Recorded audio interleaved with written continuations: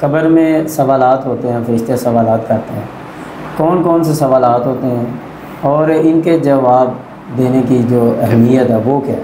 اور ساتھ میں اکثر لوگ یہ بھی کہتے ہیں کہ جب سوالات ہوتے ہیں تو اس وقت فرشتے جو پوچھتے ہیں کہ اس آدمی کے بارے میں تمہارا کیا خیال ہے، وہ کہتے ہیں کہ وہاں اللہ کے نبی صلی اللہ علیہ وسلم کو وہاں وہ سامنے حاضر ہوتے ہیں، یعنی کہ اس طرح سے، تو اس کی کیا شرعی حیثیت ہے؟ یہ دونوں دیکھیں جی، جو سوالات کا تعلق ہے کہ سوالات کون سے کیے جاتے ہیں، صحیح البخاری کے اندر نبی علیہ الصلوٰۃ والسلام کا ارشاد گرامی ہے. نبی علیہ الصلوٰۃ والسلام نے فرمایا کہ جب انسان قبر کے اندر چلے جاتا ہے تو اس سے فرشتے آ کر اس کو بٹھاتے ہیں اور سب سے پہلا سوال یہ کہتے ہیں من ربو کا. یہ جو سوال ہے کہ تمہارا رب کون ہے، یہ توحید کا امتحان ہے. یہ صرف وہی جواب دے گا کہ جس کی پوری زندگی اللہ کی توحید پر، وحدانیت پر گزری ہے. شرک کرنے والا کبھی بھی نہیں کہے گا ربی اللہ. اگر زبان سے کہنا، یہ زبان سے الفاظ ادا کرنے آسان ہیں، دنیا میں کہہ سکتے ہیں ربی اللہ، مگر آخرت کے اندر، قبر کے اندر وہی سوال دے گا کہ جس کی پوری زندگی اللہ کی توحید پر گزری ہے. فرشتے سوال کرتے ہیں من ربو کا، تمہارا رب کون ہے. اگر جواب ٹھیک ہوا تو ربی اللہ، ربی اللہ کہا تو جواب ٹھیک ہو. اگر جو برا شخص ہے تو وہ کہتا ہے لا ادری، مجھے نہیں پتہ. اسی طرح دوسرا سوال کیا جاتا ہے من نبیوں کا، تیرا پیغمبر کون ہے. اب یہ رسالت کی تصدیق کے متعلق سوالات. اب یہ پہلا کون سا تھا؟ توحید کا امتحان. اب یہ رسالت کی تصدیق کے لیے سوال پوچھا کہ تم نے دنیا میں کس کو اپنا امام مانا ہے، کس کو پیشوا مانا ہے، کس کی بات کو اسوہ حسنہ مانا ہے، کس کی زندگی کو آئیڈیل مانا ہے. اگر پیغمبر کی زندگی کو آئیڈیل مانا ہوگا، پیغمبر کے زندگی کو اسوہ حسنہ مانا ہوگا، تو وہ فوراً کہہ دے گا کہ نبی محمد صلی اللہ علیہ وسلم. تو اسی طرح تیسرا سوال کیا جاتا ہے ما دینوں کا، تیرا دین کیا ہے. اب یہ دین کے متعلق سوالات ہیں، یعنی تیری عبادات، تیرے صوم و صلات، تیرا اٹھنا بیٹھنا، تیری وضع قطع، یہ کس دین پر تھی. کیا تو دین اسلام پر تھا یا جو باطل ادیان تھے اس پر تو ایمان رکھتا تھا. اب یہ اس کے متعلق سوالات. اگر انسان باطل ادیان ہے جو اس کو چھوڑ کر اگر دین اسلام جو اللہ کا دین ہے، جو محمد رسول اللہ کا دین ہے، اگر اس پر ایمان رکھتا ہوگا تو وہ فوراً کہہ دے گا کہ دینی الاسلام، میرا دین اسلام ہے. یہ تین بنیادی سوالات ہوتے ہیں. اور اسی طرح صحیح البخاری میں حدیث ہے کہ ایک چوتھا سوال بھی کیا جاتا ہے کہ ما تقول ھذا الرجل، ما تقول فی ھذا الرجل، یہ جو آدمی ہے اس کے بارے تمہارا کیا خیال ہے. ہمارے کچھ احباب ہیں وہ اس سے مراد یہ لیتے ہیں کہ رسول مکرم کی ذات قبر کے اندر حاضر ہوگی تو اس لیے فرشتے کہیں گے ما تقول فی ھذا الرجل، اس آدمی کے بارے کیا خیال ہے تمہارا.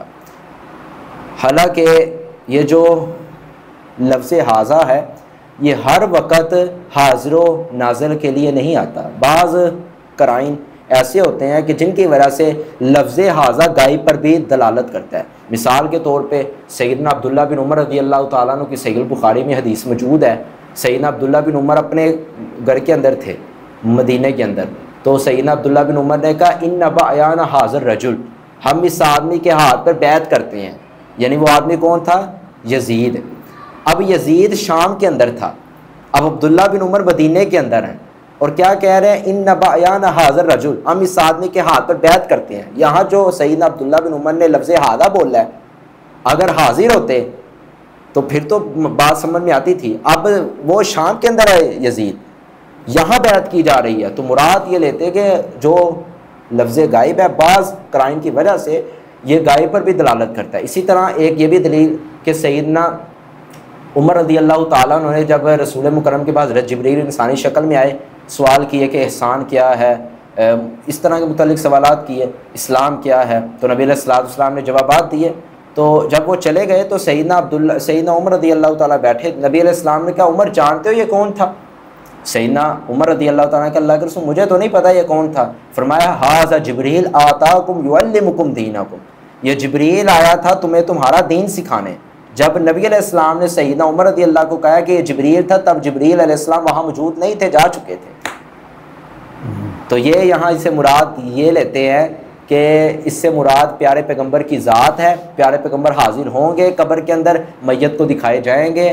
حالانکہ معاذ اللہ یہ ساری جھوٹی ہیں، یہ جھوٹی بات ہے، کوئی سچ پر یہ گفتگو نہیں، اس کی کوئی دلیل نہیں. اور اسی طرح جال حق کتاب ہے مفتی احمد یار کی، اس نے کتاب کے اندر لکھا ہے اور کتاب کے اندر وہ کہتا ہے کہ وہابیوں تم سب سے بڑے گستاخ ہو۔ جال حق اس کی کتاب ہے، اس نے لکھا ہے کہ وہابیو تم سب سے بڑے گستاخ ہو، تم گستاخی یہ کرتے ہو کہ پیغمبر علیہ السلام کی حدیث میں الفاظ ہے ما تقول فی ھذا الرجل، اس الفاظ سے ہمارا یہ عقیدہ یہ ہے کہ پیغمبر قبر کے اندر آئیں گے اور میت کو زیارت ہوگی، پھر میت پیغمبر کے چہرے کو دیکھ کر بتلائے گا محمد رسول اللہ صلی اللہ علیہ وسلم۔ حالانکہ ہم مفتی احمد یار خان صاحب کو یہ کہنا چاہتے کہ ان کو حدیث کا پتہ نہیں تھا، اگر انہوں نے حدیث پڑھی ہوتی تو یہ بات نہ کہتے۔ سنن ابی داؤد کے اندر، بہقی کے اندر، دارقطنی کے اندر صحیح سند کے ساتھ روایت موجود ہے، جب فرشتے کہتے ہیں نا ما تقول فی ھذا الرجل، اس آدمی کے بارے تمہارا کیا خیال ہے، تو آگے سے میت کہتی ہے ای الرجل، کون سا آدمی۔ اب میت نے سوال پوچھا ہے ای الرجل، اگر سامنے رسول مکرم کی ذات ہوتی تو پوچھنے کی ضرورت نہ پڑتی، مگر میت نے پوچھا۔ حدیث کے الفاظ ہیں سنن ابی داؤد کے اندر کہ میت پوچھتی ہے ای الرجل، فرشتے کہتے ہیں الذی قد بعث فیکم، وہ جو تم میں مبعوث کیے گئے تھے، یعنی محمد رسول اللہ صلی اللہ علیہ وسلم۔ تو یہ جو انہوں نے اپنا عقیدہ ان الفاظ سے نکال لیا، یہ صرف ایک جو حدیث کا ٹکڑا ہے اس سے اپنا عقیدہ انہوں نے بنا لیا، باطل عقیدہ کہ پیغمبر کی ذات کو قبر کے اندر دکھایا جاتا ہے میت کو، یہ بالکل جھوٹی بات ہے، باطل ہے۔ حالانکہ اگلی حدیث کا جو ٹکڑا تھا انہوں نے چھوڑ دیا، ای الرجل الذی قد بعث فیکم، تو اس کی یہ کوئی دلیل نہیں ہے کہ قبر کے اندر رسول مکرم کی زیارت ہوتی ہے، بلکہ فرشتے پوچھتے ہیں کہ وہ شخص جو تمہیں مبعوث کیا گیا تھا یعنی محمد رسول اللہ کے بارے تمہارا کیا خیال ہے۔